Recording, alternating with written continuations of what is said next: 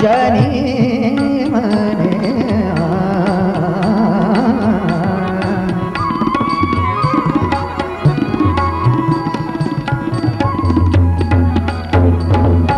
तुम्ही बोलता नाही होत.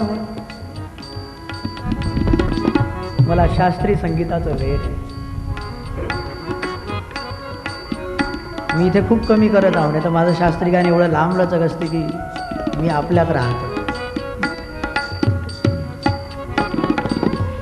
आणि एक राग मी स्वतः बनवलेला आहे, आठवला तर ऐकू येईल तुम्हाला.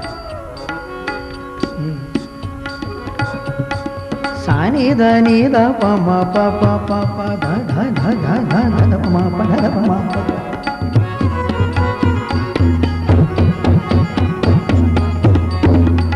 जनी म्हणे बा विठ्ठला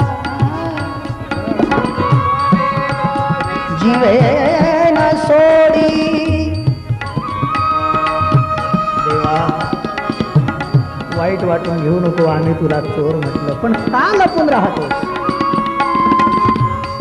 आणि या भक्त साधू संतांनी जेव्हा त्याला बांधलं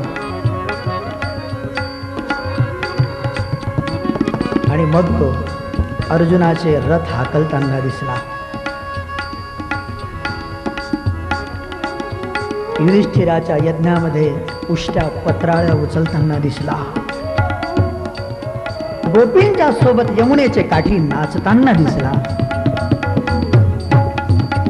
जिसकी वक्र भ्रुकुटी के बल से सागर सप्त उगलते देखा, उसको माँ यशोदा के भय से अश्रु बिंदु दृग ढलते देखा.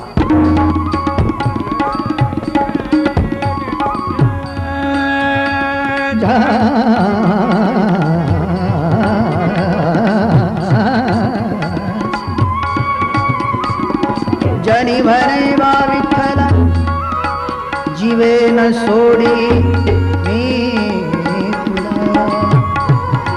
जीवे न सोडी मी तुला. जीवे सोडी न मी तुला. जीवे सोडी न मी तुला. जीवे सोडी न मी तुला. जीवे सोडी न मी तुला. धैला पंढरीचा चोर. धैला पंढरीचा चोर. धैला पंढरीचा चोर. गळा बांधून या दूर. गळा बांधून या दूर. गळा बांधून या दूर. गळा बांधून या दूर.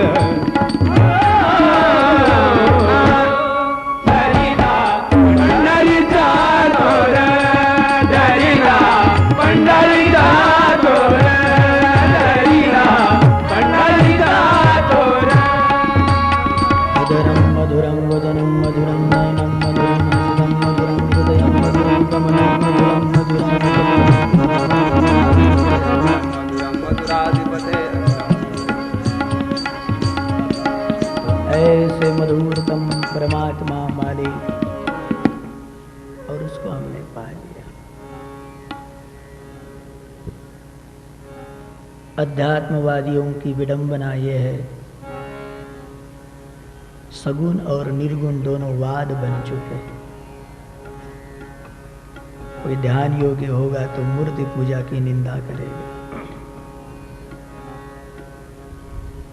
लेकिन कभी न करो. सर्वं खल्विदं ब्रह्म, यदि वेदांत का सिद्धांत है, सब में यदि परमात्मा बैठा हुआ है, इसको तो वेदांत स्वीकारता है. तुकाराम ने बहुत सुंदर कहा, अवघे ब्रह्मरूप रीता नाही ठाव, प्रतिमा तो देव कैसा न है. सब में यदि परमात्मा है तो मूर्ति में क्यों नहीं.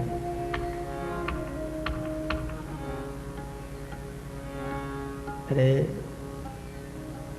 प्रहलाद को खंभ में दिख रहा था, खंभ में, और हिरण्यकशिपु को नहीं दिखाई दे रहा. हिरण्यकशिपु कह रहा है कस्मे स्तंभे न दृश्य है, खंभ में क्यों नजर नहीं आ रहा. लेकिन प्रहलाद कहता है कि मुझे दिखाई दे रहा. कबीर ने बहुत सुंदर कहा, पत्थर पूजत हरि मिले तो मैं पूजू पहाड़. इसका मतलब कबीर जी ने मूर्ति पूजा की निंदा की, ये अर्थ नहीं होता। वे साधक को कहते कि तुम पत्थर समझकर पूजना मत, उसको मालिक मानना, पत्थर नहीं होता। भगवान की मूर्ति को मूर्ति नहीं, श्री विग्रह कहा जाता है। और राजस्थान में हो तब तक पत्थर भले हो, लेकिन संस्कारित होने के बाद जब उसमें प्राण प्रतिष्ठा हो जाए तो पत्थर नहीं हो सकता। पहले लोहा लोहा होगा, लेकिन लोहे को जब तपाया जाए तो भूल मत करना कि लोहा है, वो तो अग्नि बन गया। जब तपाया गया तो रूपांतरित हो। ऐसे ही पत्थर नहीं समझना। आणि सहसा लोक पूजा तर करतात। शनिवारचा उपवास असेल, मारुतीच्या डोक्यावर पाणी घेऊन जात असेल, पण एखाद्या शनिवारी डोक्यात विचार येते का खरंच देव होय का गोटा होय रे, कधीतरी। तसं आपल्या देवाला कोणी गोटा म्हणून देईन तर आपण भांडण करायला तैयार, पर मन में कभी कभी हो जाता है, ये है क्या, ये क्या बीमारी है। कबीर कहते कि आप पत्थर की भावना को निकाल दो। पत्थर की पूजा से हरि मिले तो मैं पहाड़ को पूजूं, पत्थर की पूजा से नहीं हरि मिल सकता। नामदेव ने उसी पत्थर को दूध पिलाया। नामदेव के पिता नहीं पिला सकते, क्योंकि नामदेव के पिता को पता है कि ये पत्थर की प्रतिमा है। शायद ऐसा हो सकता है, लेकिन बालक के मन में बिल्कुल पत्थर का भाव ही नहीं। तो उस मूर्ति ने दूध पिया, इतिहास साक्षी है। तो ध्यान दे, यदि सब में परमात्मा है तो मूर्ति में भी मेरे मालिक विराजमान है। हम भिखारी नहीं है, किसी को आशीर्वाद मांगने की जरूरत नहीं है। यदि आप मूर्ति पूजक हो तो हमारे घर में हमारे मालिक बैठे हुए हैं, भावना करो। गोविंद से कोई नाता जोड़ दे, कोई भी नाता लगा दे गोविंद से, अपने घर का अध्यक्ष उसको बना दे। मनुष्य मालिक नहीं, ट्रस्टी है।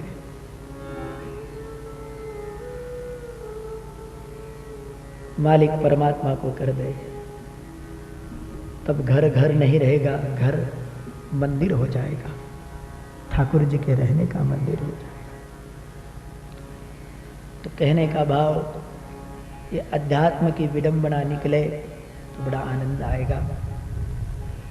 और जितने भी हमारे पूज्य आचार्य चरण हुए, सभी ने मूर्ति पूजा को माना है। भले ही आचार्य शंकर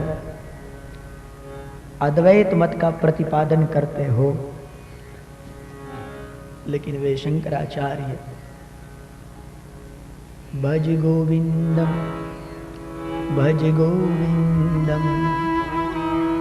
गोविंदम भज मूढ़मते। जब शंकराचार्य पंढरपुरी में आए तो उन्होंने पांडुरंगाष्टक लिखा। महायोग पीठे तटे भीमरथ्या वरम पुंडरीकाय दातुं मुनीन्द्रये समागततिष्ठन् आनन्दकं परब्रह्मलिङ्गं भजे पांडुरंग। तो ध्यान दे, मूर्ति पूजा करे, सगुण उपासना करे, निषिद्ध नहीं।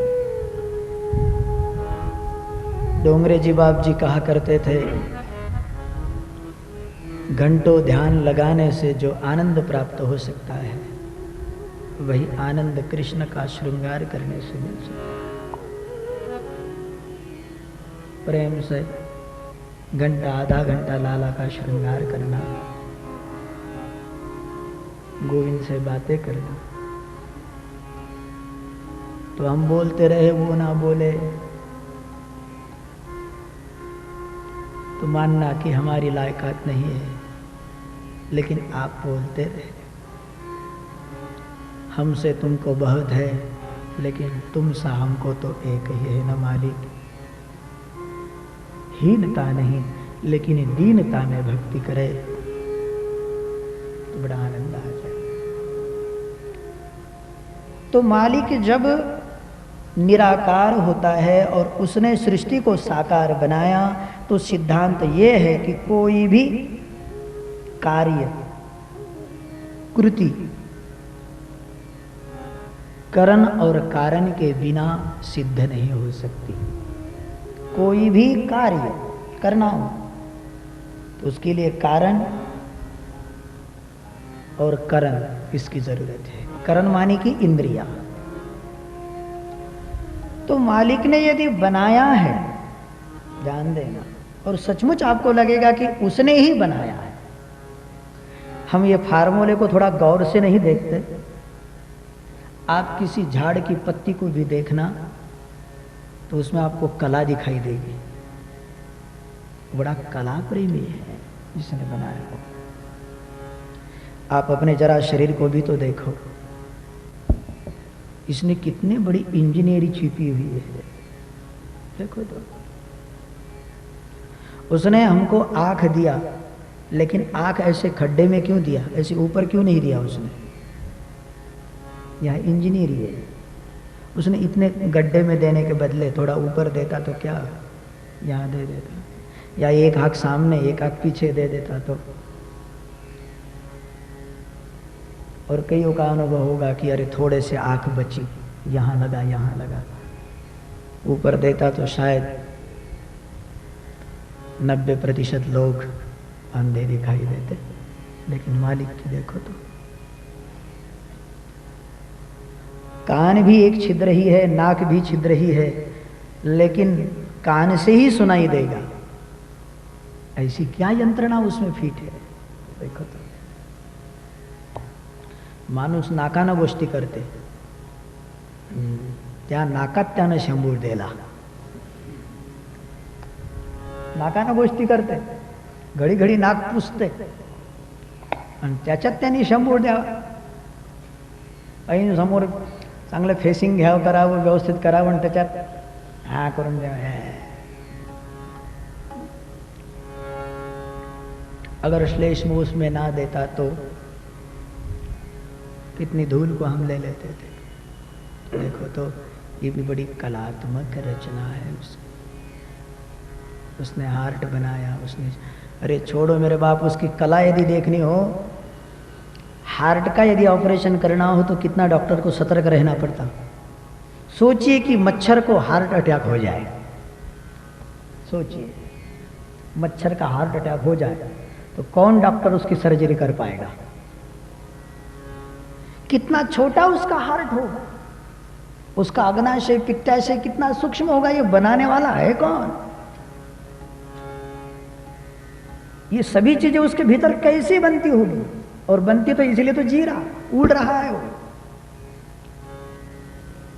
तो देखो तो बड़ा कला प्रेमी है। डार्विन भले कहे उत्क्रांति से सब हुआ है,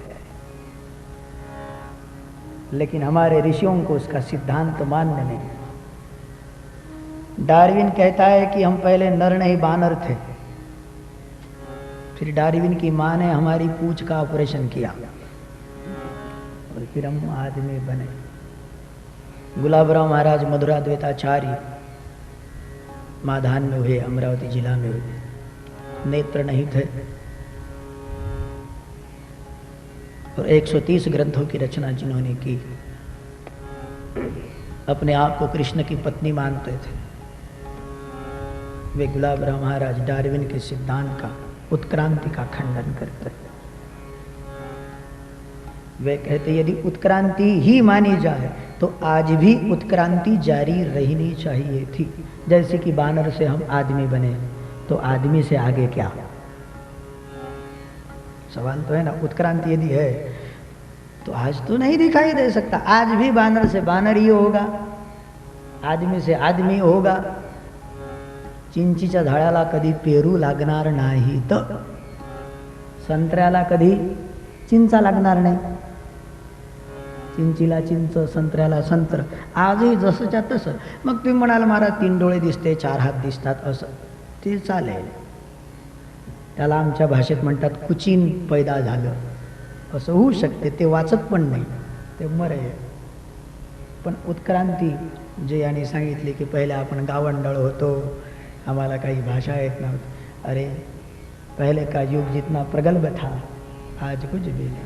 विज्ञान को, भौतिक विज्ञान को आवाहन है रावण का पुष्पक विमान, बिना पेट्रोल और बिना पायलट का चलता था. कोई पायलट नहीं लगता था, तुम मन में संकल्प कर लो और भाग जाता था जहाँ जाना. आज कंप्यूटराइज कहोगे, लेकिन बस मन में संकल्प करो तो कोई बटन दबाने की ज़रूरत नहीं थी. आपको तो भी कंप्यूटर की बटन दबानी पड़ेगी, लेकिन रावण को बटन दबाने की कोई ज़रूरत नहीं थी. मन में संकल्प कर लो. ये भौतिक विज्ञान को आवाहन है. बिना रजवीर्य के पैदा हुए अग्निवेश्य ब्राह्मण से द्रोणाचार्य, क्या विज्ञान को आवाहन है? आप कहेंगे कैसे संभव है?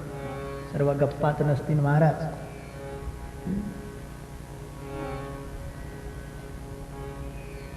विभांडक ऋषि किसी अप्सरा को देखते, उनका रेत स्खलित हुआ और एक मृग ने उसको धारण किया और उससे ऋष्य शृंग ऋषि पैदा हुए.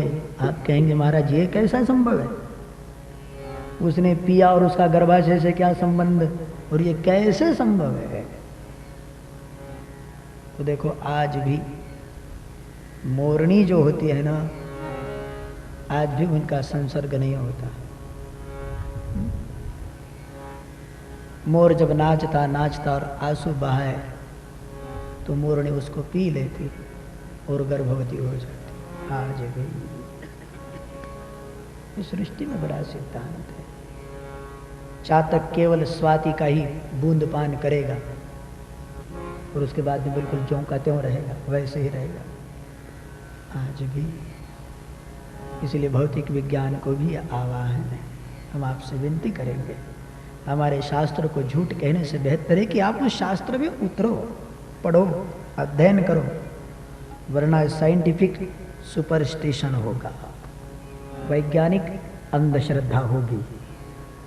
आप इधर अंधश्रद्धा कहोगे और आप भी अंधश्रद्धा वाले बैठ जाओगे. देखो विवेकानंद को कोई कहता था कि वो झाड़ पे भूत है, तो नरेंद्र न खाते न पीते वो झाड़ पर बैठे रहते घंटों. वो भूत कैसा है देखने के लिए, वो झाड़ पर बैठे रहते. भगवान नहीं है कहने से बेहतर है तुम अखाड़े में उतरो. अपने ग्रंथों को आप गालियां दो, इनकी निंदा करो, टीका करो, इससे अच्छा है आप ग्रंथ का अध्ययन करो. किसी सुशील संत के चरणों में बैठकर आप साधना करो, आपको आनंद आ जाएगा. तो न हम डार्विन की उत्क्रांति से है, न हमारे पूर्वज ऐसे थे जो कि आज पढ़ाया जाता है स्कूल कॉलेजों में. और इनका पूरा इतिहास 5000 वर्ष के भीतर का है इनका. जबकि युधिष्ठिर संवत आज 5102 चल रहा. युधिष्ठिर को अभी, तो युधिष्ठिर से पूर्व कृष्ण, उसके पूर्व राम, उसके पूर्व ये, और राम ने 11,000 वर्ष तक राज्य किया. तो कैसे? एक हमको मिले थे, बोले महाराज यह 5000 साल के भीतर का ही पूरा सिद्धांत है, इतिहास है. क्योंकि मोहनजोदड़ो या हड़प्पा जो उत्खनन हुआ, तो ये उत्खनन की कृतियां बताती है कि ये इतिहास पूरा 5000 वर्ष के भीतर का है. तो हमने कहा कि कोई भी चीज को मर्यादा होती है. जो चीज है वो प्रतिक्षणम क्षीयंती. 5000 वर्ष के बाद में कोई भी चीज रहने वाली नहीं है. तो चीज आपकी अस्तित्व नहीं में नहीं, इसका मतलब कोई इतिहास था ही नहीं. चीज को मर्यादा है. उत्खनन से जो आपको प्राप्त होगा उसको मर्यादा है, वो तो झीजना ही है, वो तो जीर्ण होनी ही है, जिस सुकून को आप कह रहे हो.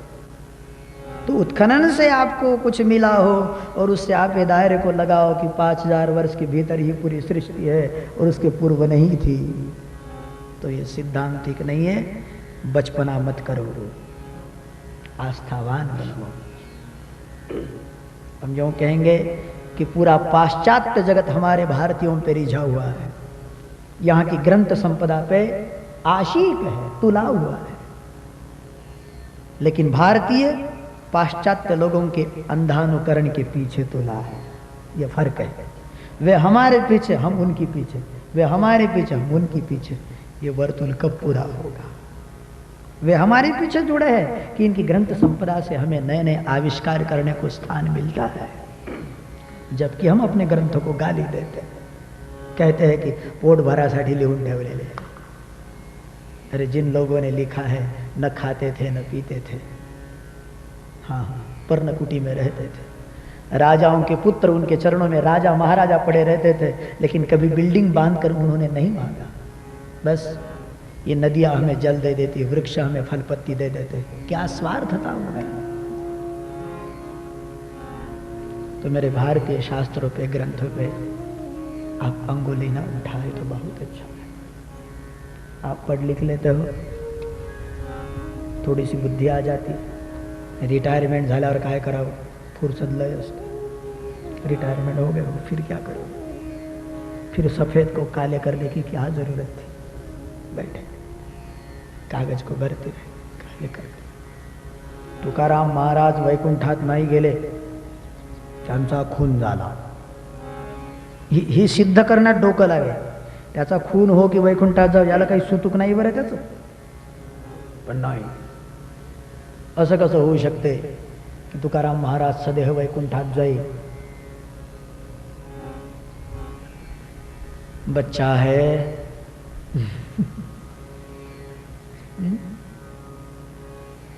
फोटो होता, बाबा हा तुमचा फोटो, हा आईचा फोटो, मला का नाही बोलावलं याच्यात? म्हणे बाबू हा आमचा लग्नाचा फोटो आहे। बच्चे को क्या म्हणे, तरी मला का नाही बोलावलं? त्याला कसं सांगा की तू बेटा तेव्हा नव्हता? असं कसं नव्हतं, तुम्ही होते न ते आई आहे, मला काय? अरे लग्नाचा फोटो आहे, मला बोलावलं का नहीं? आणि रडून राहिला। अब इसको कब समझेगा? कबीरदास जी महाराज कहते, तू क्या जाने लड़का बे, अध्यात्म में उतरा नहीं, अभक्ष खाने वाला, शराब को पीने वाला, अंडे को फ्रिज में रखने वाला, सुटेड बुटेड फैशनेबल, न संस्कार है, न ब्रह्मचर्य है, न कोई संयम है, न पालन है, न नियम है। तू क्या समझेगा ऋषियों की इस भाषा को, इस परंपरा को? सावधान। मेरे कहने का भाव है, आप अपने ग्रंथों पे आस्था रखना, ये कोई बकवास नहीं। ना समझे तो किसी संत से समझ लो।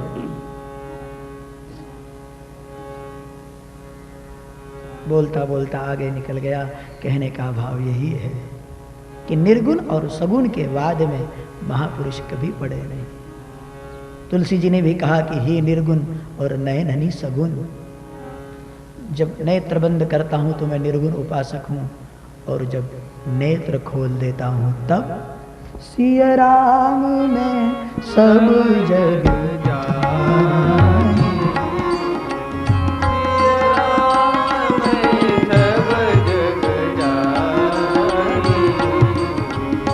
करहूं प्रणाम जोरी जुग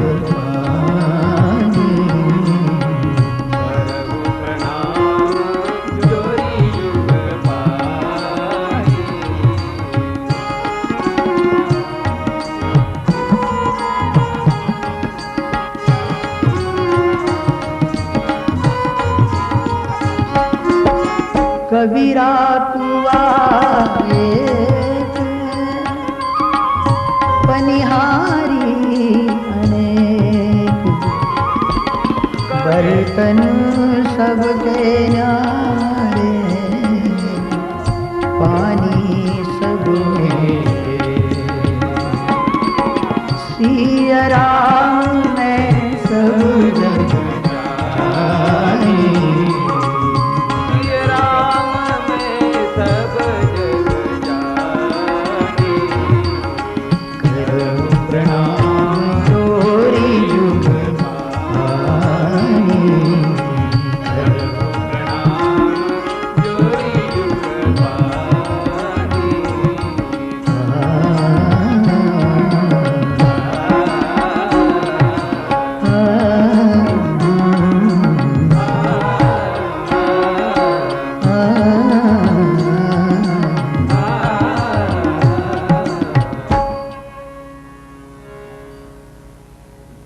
तो सृष्टि से पूर्व जो परमात्मा था वही नियामक परमात्मा जिसने सृष्टि को बनाया।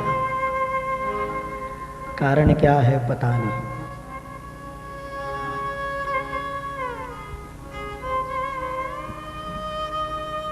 उस महाशक्ति को, महाचैतन्य को रहते रहते रहते रहते और उसके भीतर संकल्प जागा, मैं हूं और मुझसे बने। एको अहम बहुसा। तो उससे सृष्टि का प्रादुर्भाव।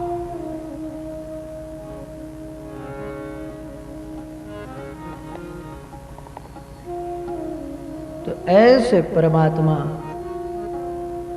जो सृष्टि से पूर्व था लेकिन निर्गुण निराकार, जब उसने सृष्टि बनाया तब सगुण निराकार, क्योंकि दिखाई नहीं देता लेकिन बनाया। तो कोई दिमाग को भी रहने के लिए ब्रेन तो चाहिए, क्योंकि ये दिमाग से बनाया है इसलिए ब्रेन। इच्छा शक्ति के लिए भी तो मन चाहिए, तो मन को रहने के लिए भी तो अंतःकरण चाहिए, अंतःकरण को रहने के लिए भी तो हार्ट चाहिए।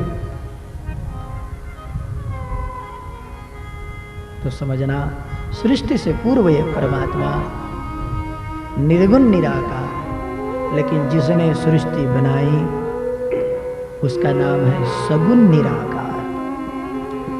और भक्तों ने जब उसको पुकारा तो वही सगुण निराकार परमात्मा सगुण साकार हुए। बस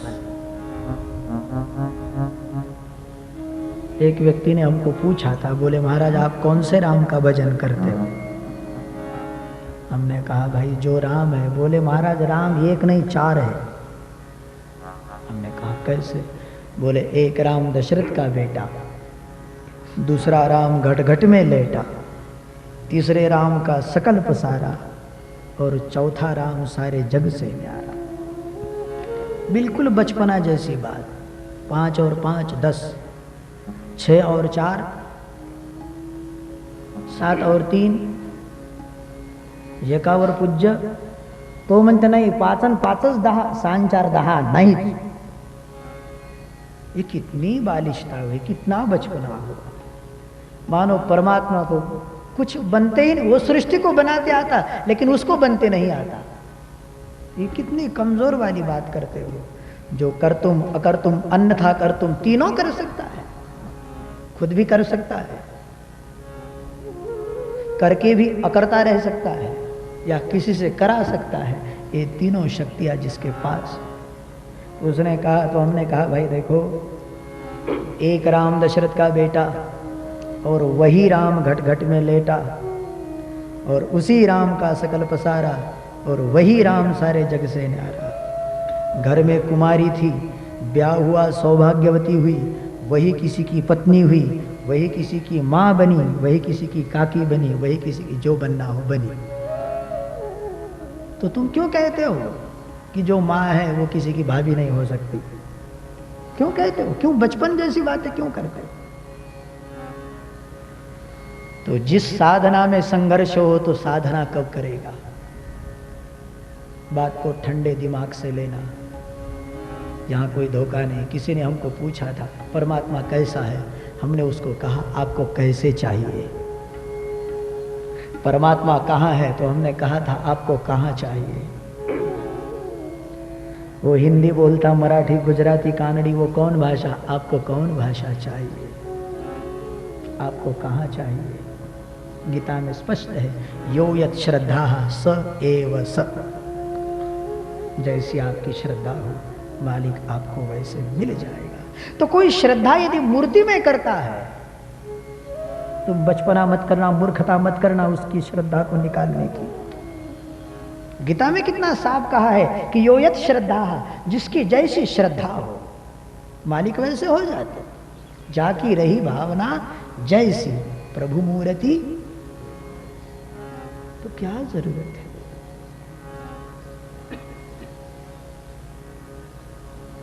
तो बवाल मत करे, बकवास ना करे, साधना कर लो, भजन कर लो। तो ये निर्गुण और सगुण दोनों वाद बन के बैठे। तो जब परमात्मा निर्गुण निराकार था, वही राम जब उसने बनाया सबको तो सगुण निराकार थे, और जब भक्तों ने उसे पुकारा तो वही परमात्मा। तुझ सगुण मनो की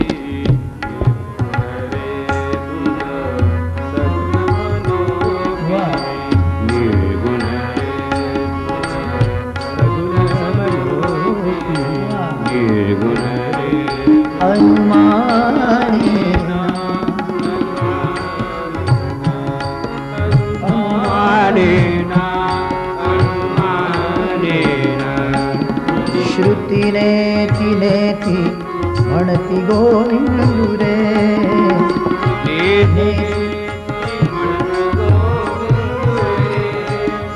गोविंद रे, गोविंद रे,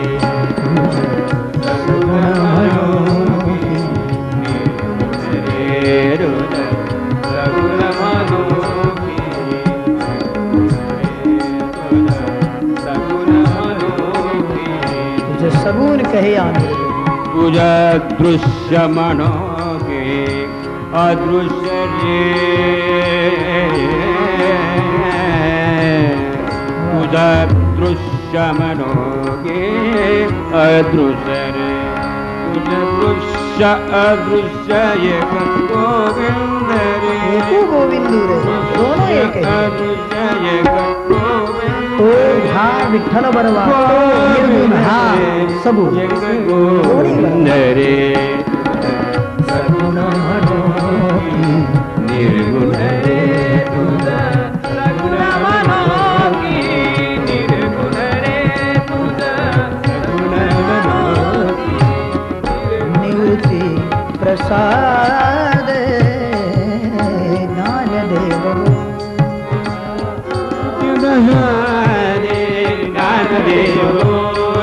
पगा सामा पगा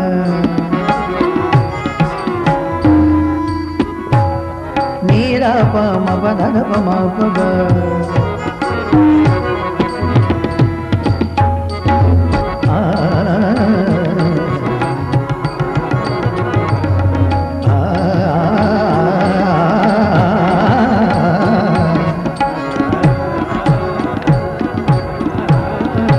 निवृत्ति प्रसाद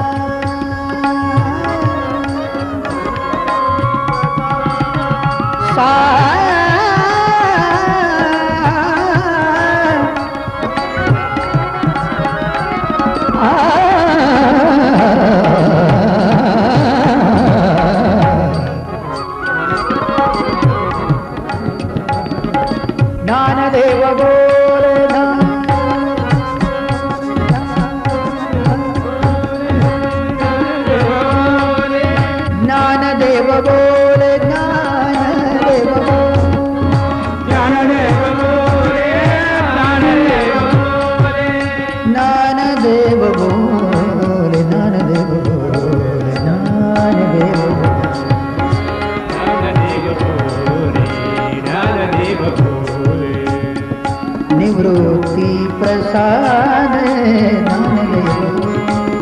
बापरत देवी वरु विठ्ठल रे, विठ्ठल रे, विठ्ठल रे, विठ्ठल रे,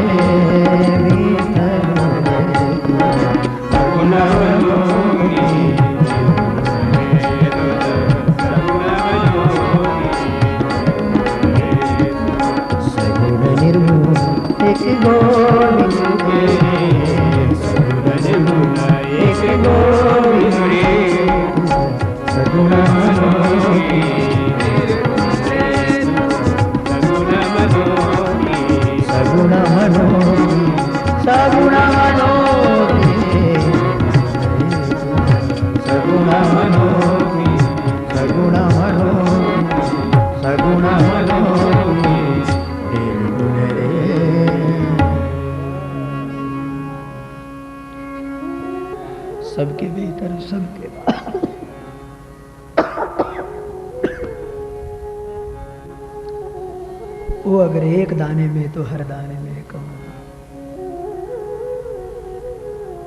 वो अगर शमा में जलता है तो परवाने में कौन।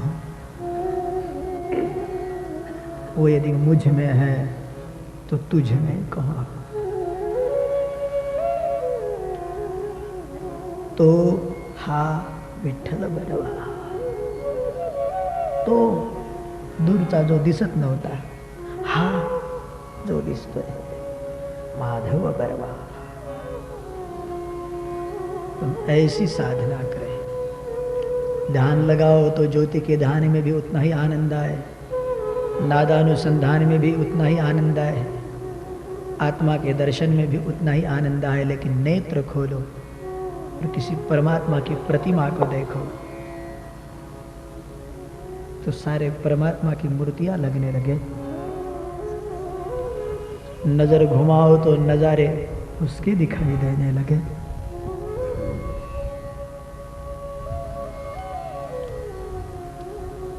तो ऊपर वाला जब उतरता है तो जिस रास्ते से वो उतरा, जिस मार्ग से क्रमण करता है, वही रास्ता भक्तों के चलने की साधन बन जाए, पायदान हो जाए, उसी भूमिका को लिए ऊपर चले। और श्रीमद् भागवत, इसमें 12 स्कंद यानी 12 सोपान मानो, 12 सीढ़ियां है।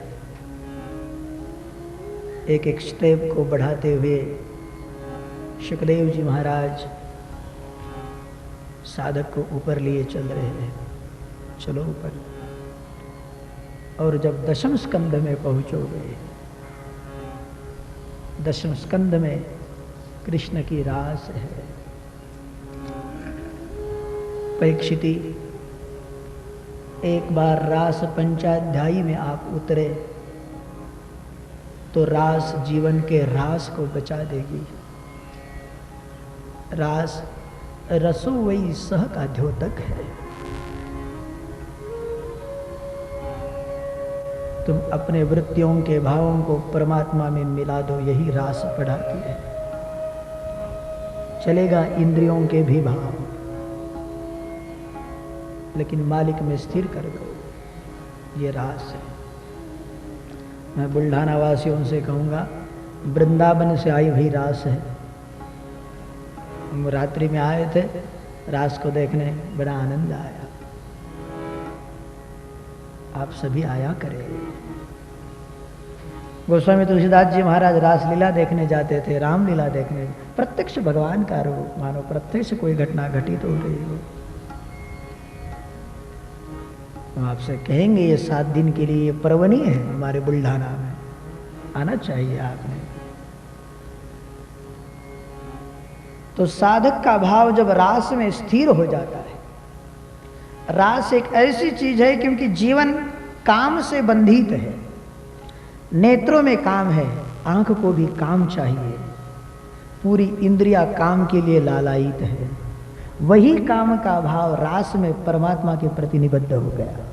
बस यही रास निराकार थे। और कोई अपने इंद्रियों के भाव, इंद्रियों के अर्थ, इंद्रियों के कर्म परमात्मा के प्रति हो जाए तो ये दशम स्कंद में आएगा, ये दशम स्कंद में आएगा। और ये पूरा विशुद्धिकरण जब तक न होगा, क्योंकि नेत्रों को तो दूसरा दिखाई दे रहा। कोई गोपियां नाच रही और कृष्ण उन्हें पकड़ रहा है। भागवतकार कहते हैं कि रमे रमेश ब्रज सुंदरी भी, तो ये कैसे नजर आएगा? हम कई बार कहते हैं कि भाव की शुद्धि यदि नहीं है तो नेत्रों से प्रत्यक्ष देखा गया भी शायद आप झूठ देख रहे हो। यदि भाव की शुद्धि नहीं है, हम दृष्टांत दिया करते, बेटी का जब ब्याह होता है तब वो पिता के चरण छूती और पिता को आलिंगन देती। विदाई के समय में पिताजी मैं जा रही, वही बेटी पिता को आलिंगन दे रही, उसका फोटोग्राफ निकालो। और वही बेटी जब अपने ससुराल पहुंचेगी तो पति को आलिंगन देगी। दोनों फोटो में क्या फर्क है? वही अपने पति को आलिंगन दे रही, वही अपने पिता को, लेकिन जमीन आसमान का फर्क है। लेकिन कामुक नजर वाला यदि देखेगा तो भाव शुद्धि यदि नहीं है तो आप प्रत्यक्ष देखा गया भी अपना मन अडंत अर्थ लगा सकते हैं। इसलिए कृष्ण की रास को भी आप शायद अपनी नजरों से देखो तो उसमें आपको कामुकता दिखाई दे, प्राकृतता दिखाई दे। और इसीलिए यह रास को दशम स्कंध में लिया ताकि एक एक पायदान को आप चढ़ते हुए आगे बढ़ो, अपनी भाव शुद्धि करो। रासलीला सर्वप्रथम नहीं, एक एक स्कंद से आगे बढ़ाया और दशम स्कंद में एक बार रास में पहुंचो तो ब्रह्मरस को पा जाओ। और इसलिए प्रथम स्कंद ये अधिकार लीला, द्वितीय स्कंद साधन लीला। श्रीमद् भागवत का प्रथम स्कंद हमें कहेगा कि आप अपना अधिकार सिद्ध करो। मालिक का, भगवान का दर्शन पाना हो तो अपने अधिकार को जागृत करे, उजागर करे। पात्रता न हो तो बात बनेगी नहीं। इसलिए अधिकार, आप परीक्षित जैसा अधिकार पाए, शौनक जैसा अधिकार पाए, जो भी हो अपने अधिकार को। और फिर अधिकार के बाद में द्वितीय स्कंद में साधन पढ़ाया। द्वितीय स्कंद का नाम है साधन लीला और तृतीय स्कंद है सर्ग लीला। सर्ग लीला का मतलब है सर्जन करना, बनाना। बनाने का अधिकार किसको है? सर्जित करने का अधिकार किसको है? एक तो उसका अधिकार सिद्ध हो जाए, दूसरा वो साधन संपन्न बन जाए। अधिकारी और साधन संपन्न कोई बने तो वो व्यक्ति सर्जन कर सकता है, उसके सर्जन से उसका व्यक्तिमत्व उभर सकता है। तो पहले अधिकार, उसके बाद में साधन और फिर सर्जन। तो ये सर्जन लीला में क्या सर्जित करे? देखो थोड़ा इसको भावार्थ में ले, इसमें क्या सर्जित करे आप? तो हम यही कहेंगे, सर्जित विकारों को तिरोहित करे, यही सर्जना साधक पढ़े। सर्जित विकारों को विसर्जित करे, यही साधक के लिए पर्याप्त है। बात समझ में आई? हमारी मुक्ति कब होगी? जितना हमने बनाया वो सारा बिगाड़ दे तब मुक्ति होगी। बात समझ में आई? जो घर फूके आपना तो चले हमारे साथ, कल वाली बात। जो घर फूके आपना तो चले हमारे साथ, क्योंकि मोक्ष का द्वार बहुत छोटा है, बहुत छोटा है। सुई में से धागा पिरोना हो और छोटी सी गांठ भी आ जाए तो धागा पिरोया नहीं जा सकता, अटक जाएगा, जबकि नेत्र को नहीं दिखाई दे रहा। कई बार हमको लगता है हम तो हरिभक्त बन के बैठे, लेकिन हमको मुक्ति नहीं मिल सकती। वो गांठ आपको दिखाई नहीं दी, जो अहंकार की गांठ आपके भीतर मजबूत बन बैठी थी कि मैं हूं तो कोई नहीं, और अटक गए, मुक्ति को नहीं पा सकते। तो सर्जन क्या करे? सर्जन क्या करे? हमारे गुरु महाराज ने बहुत सुंदर कहा था,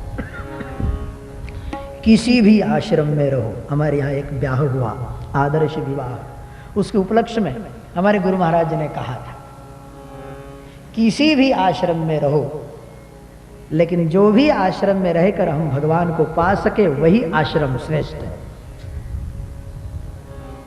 आश्रम कौन श्रेष्ठ है? गृहस्थाश्रम श्रेष्ठ है या ब्रह्मचर्य आश्रम श्रेष्ठ है या वानप्रस्थ या संन्यास? तुम्हारे बाबा जी के शब्द हमें बहुत प्रिय लगे। वही आश्रम श्रेष्ठ है कि जिस आश्रम में रहकर हम परमात्मा को पा लें। तुम ब्रह्मचारी बने और मालिक को नहीं पाए तो आश्रम तुम्हारे लिए श्रेष्ठ नहीं। तुम गृहस्थ बने और मालिक की छाया तक नहीं पाए तो ये कोई आश्रम श्रेष्ठ नहीं।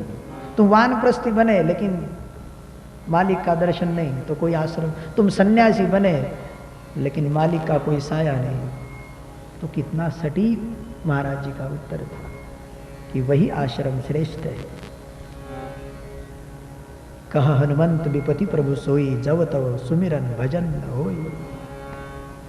तो वही आश्रम श्रेष्ठ है कि जब हम मालिक को पाए तो सुने। वही सर्जन श्रेष्ठ है कि जिस सर्जना से हम मालिक तक पहुंचे। हम इतना सारा बनाए लेकिन अटक के बैठ जाए। जो मराठीत म्हणतात या संसाराचे पाय,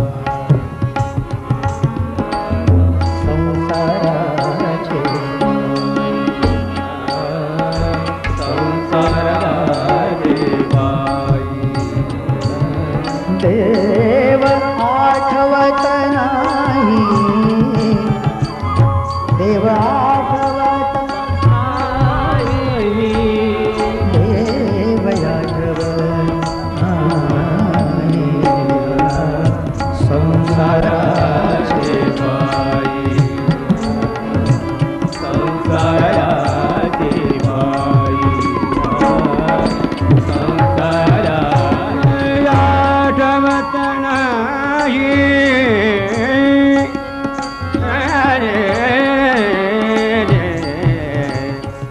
आठवत नाही। पुत्र के लिए जी रहे, पत्नी के लिए जी रहे, परिवार के लिए जी रहे, गलत नहीं, गलत नहीं। लेकिन मालिक को भूल कर जी रहे तो गलत है।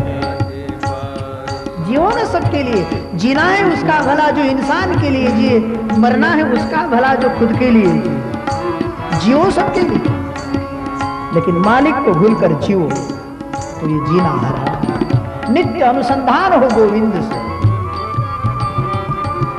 देव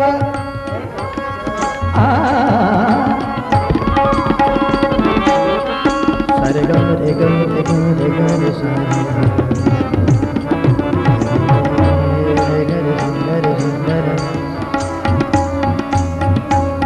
सारे गम रे गम रे रे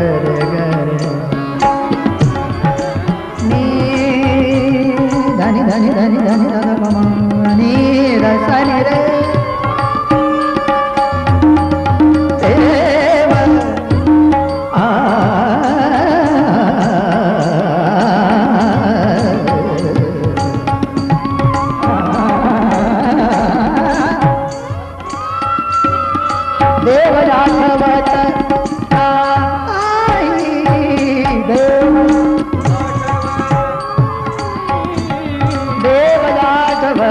नाही नाही नाही नाही संसाराचे पाय, संसाराचे पाय, संसाराचे पाय, संसाराचे पाय,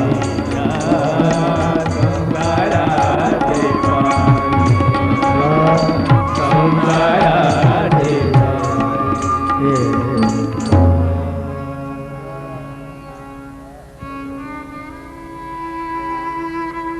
कोश कीड़ा अपने भीतर की लार को निकालेगा, अपने शरीर को लपेट लेगा और अंत में बंदिश तो हो जाता। दोनों बाप बेटे नहाने गए, नदी पर स्नान किया और बेटा रेती में खेलने लगा। उसने छोटा सा मकान बनाया रेत का। उसके पिताजी कहते मेरे चलना भाई, बहुत समय हो रहा। बोले बस पिताजी आया ही, अभी थोड़ा रहा और रेत का मकान बना रहा। अरे चलना, बस हुआ है। उसके बाप को लगा कि चलो अब हम भी बोर हो रहे बैठे तो हम भी बनाना शुरू करें। एक तरफ बेटा बना रहा और दूसरी तरफ बाप भी मकान, रेत का मकान बना रहा। पोराला वाटलं की माझा बाप म्हणे बाबा तुमच्याही पेक्षा मोठं मी करतो आता तयार, तुम्ही तर एवढंच केलं त्याचे हाई बनव। त्याला वाटलं ये तो समस्या बढ़ गई, तो इससे छूटना हो तो क्या करे। उसके बाप ने एक उपाय किया, अपने भी मकान पे एक लात लगाई और उसके भी मकान पे। बच्चा रोया रोया, बाबा कसं केलं तर चल घरी चल। उठ के दोनों घर चल दी। कहने का भाव ये है, यहाँ रेत के मकान कब तक बनाते बैठोगे? मुक्ति पाना चाहते हो, लाथाड़ीला संसार केला शेड्यूल दिशा तुका म्हणे आता आम्ही मुक्तीची माथा. लाथाड़ीला दूसरा